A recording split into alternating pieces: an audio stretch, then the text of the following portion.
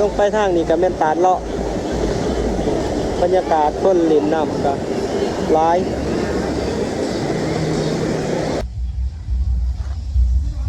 วันนี้เฮาก็มาที่ตาดเลาะทุกคนมาพาแอนนามาลินน้ำ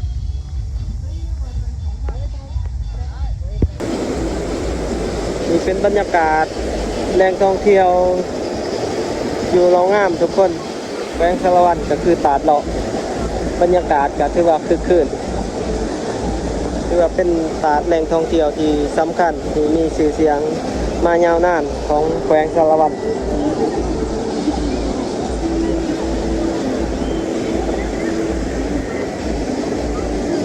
บรรยากาศเนาะสำหรับตาดเลาะนี่มันก็กว้างทุกคนกว้างเติบเนาะมีน้ำตกตาดหลายสัตว์ขึ้นไปกับตาดสูงลงไปทางนี้ก็แม่นตาดเลาะบรรยากาศคนลินน้ำก็หลายมากกับแอนนาวันนี้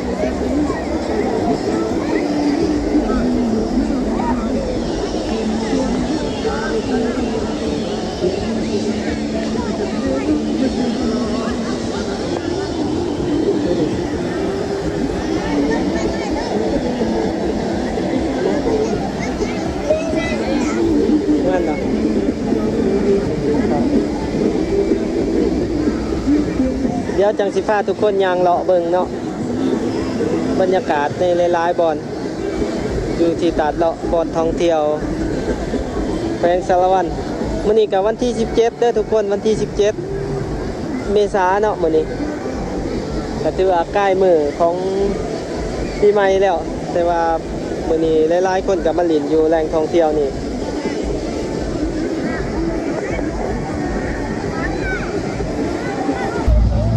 มาตัดเลาะแล้วก็คิดเห็นตอนยังหน่อยทุกคน แต่ก่อนตัดเลาะนี่ข้าวยังบ่ทันมีโลกออนไลน์นี่ถือว่าตัดเลาะนี่เป็นจุดท่องเที่ยวที่ว่าหลายสุดแหละคนทั่วนครหลวง คนทั่วแขวงสารวัตรนี่มาเที่ยวตัดเลาะเนาะยามบุญปีใหม่ลาวนี่เต็มย่างจนเบียดกันพุ่นละทุกคนทุกพื้นที่ซึ่งว่าตาดเลาะเขาบ่แม่นสิแคบๆเนาะพวกทุกคนหลายเฮกตาร์ สำหรับพื้นที่นี่ก็ต่ำกว่า 4-50 เฮกตาร์ความกว้างแต่ว่าแต่ก่อนมันสิมีวงดนตรีหลายวงเสพนะคนกระถาลินปีใหม่ในแต่ละปี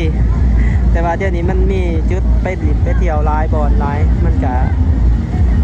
เสน่ห์ของการเที่ยวปีใหม่ก็สิบ่คือสมัยก่อนทุกคนแต่ว่าก็ยังเป็นสถานที่ยอดนิยมที่สุดของการท่องเที่ยวในแขวงสารวัตรอยู่สำหรับบ่อนลินน้ำสำหรับตาดเลาะนี่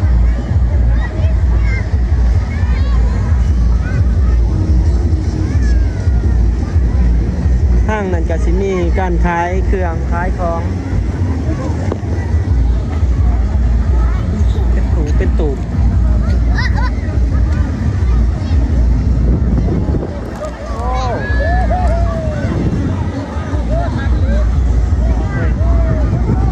โอ้มากันนี่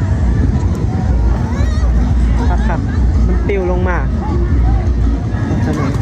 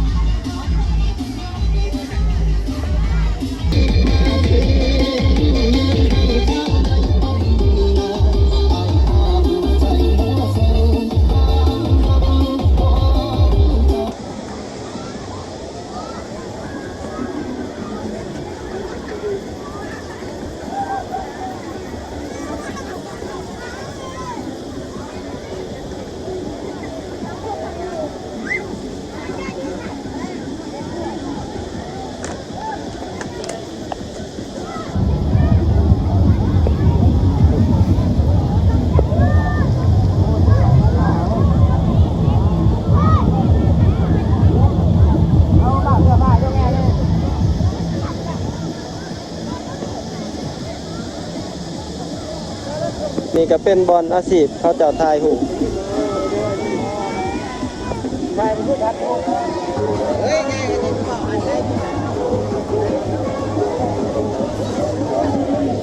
บางคนเขาจะเอาตังค์มาเองนะทุกคนเอาตังค์เอาตู้ลำโพงมาเองเสียแต่ค่าฝากรถหน่อยก็20,000รถใหญ่ก็น่าจะประมาณ50,000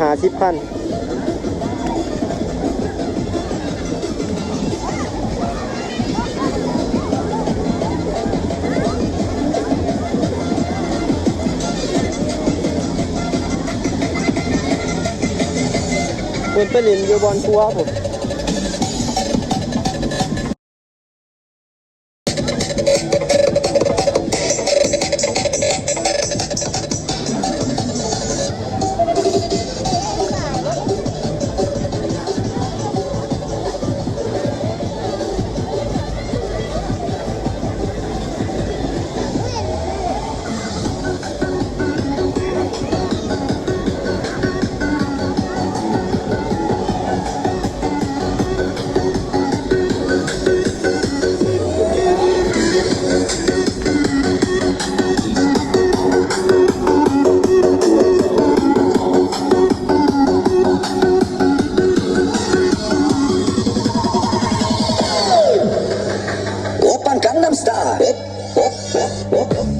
ไม่เล่นอยู่บอลนี่เล่นอยู่บอลนี่เห็นป่ะเล่นน้ำตกนะน้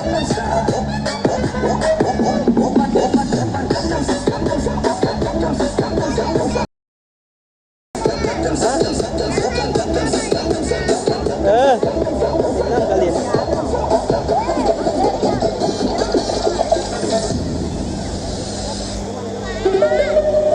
โอ้อยู่หันเมฆกว่าอูนำ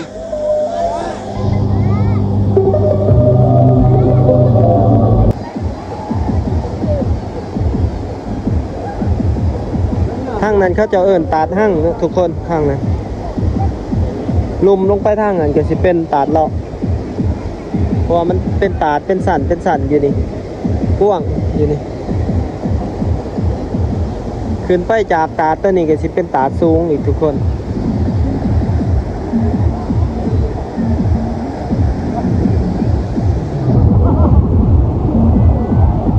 ตอนนี้เขาจะเห็ดครัวอูนำ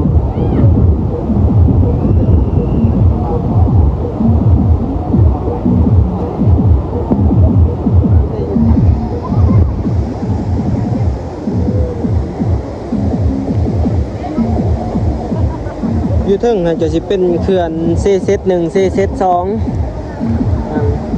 เขื่อนไฟฟ้าเซเซต1เซเซต2เซเซต3ขึ้นไปหันทุกคนมี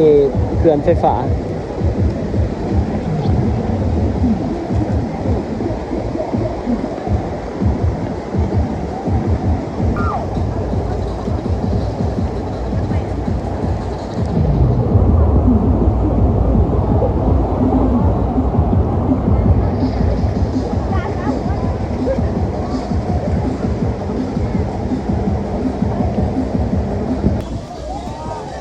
ก็สิออกเมื่อแหละทุกคนเดี๋ยวสิถ่ายบรรยากาศอยู่ทางออกมันเป็นทางเขา3ทางเนาะบอลนี่จุดทางเขาทางนี้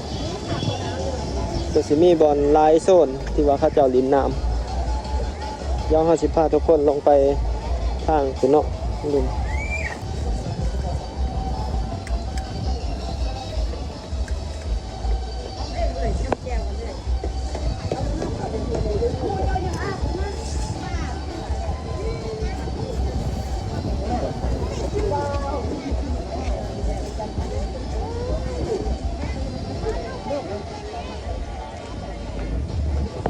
แต่ก่อนมันมีสางอยู่ทุกคนเดี๋ยวนี้ก็เห็น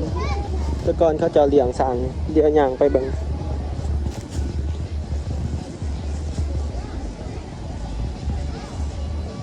แต่ก่อนมันมีสางอยู่บ่อนนี่แหละแต่ว่าปัจจุบันนี่น่าจะบ่มีหรอกนี่เนาะบรรยากาศบ่อนจอดรถคนมาเที่ยว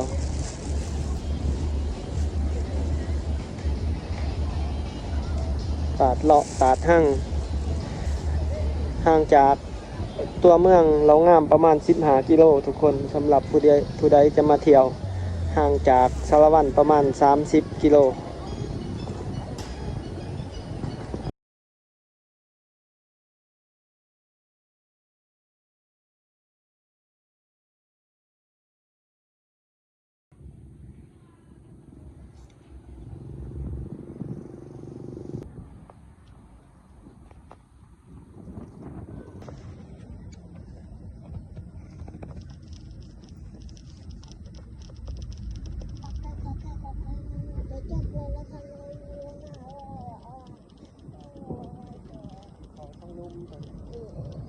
บอก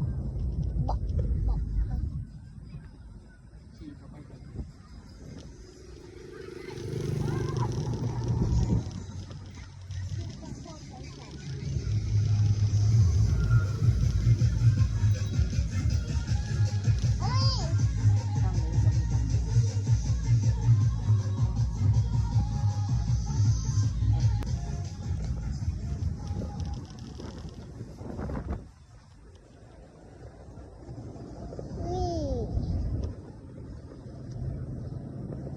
ม่วนมัน นี่ นี่ เป็นเขตบ้านหัวเซตทุกคน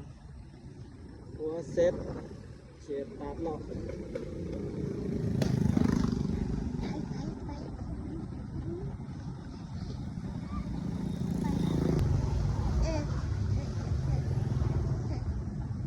เปียกแล้วโอ้งานสไลเดอร์เราจะไปบอกออมสิน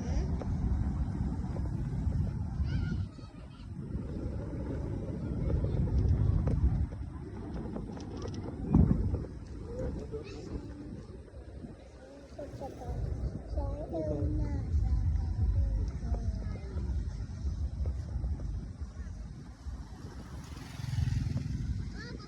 ป้ามีสัญญาณ